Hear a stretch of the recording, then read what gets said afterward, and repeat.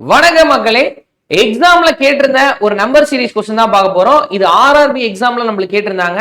அப்கமிங்ல வரக்கூடிய இந்த ஆர்ஆர்பி எக்ஸாம்ஸ்ல ஒரு 5 கேள்விகள் நம்மளுக்கு நம்பர் சீரிஸ்ல இருந்து நம்மளுக்கு வரும். சோ அதனால இந்த பேட்டர்ன் நம்ம எப்படி போட போறோம் அப்படின்றத பாருங்க பார்ப்போம். சோ இப்ப நம்மளுக்கு ஒரு நம்பர் சீரிஸ் கொடுத்துட்டாங்க அப்படின்னா அதுல முதல்ல நம்மளுக்கு என்ன பேட்டர்ன்ல கொடுத்துருக்காங்க அப்படின்றத முதல்ல நம்ம பார்க்கணும். அது எப்படி சார் கண்டுபிடிக்கிறதுனா வித்தியாசத்தை முதல்ல நம்ம எடுக்கிறோம். சோ டிஃபரன்ஸ் எடுக்கும் பொழுது இங்க 13 வருது டிஃபரன்ஸ்.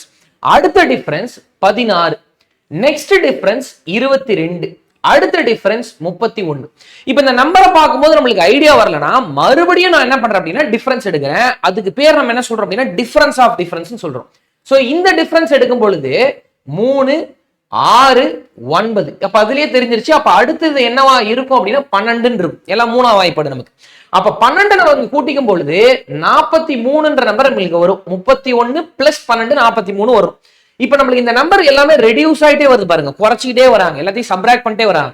அப்ப 81ல 43 நம்ம சப்ராக்ட் பண்றோம்.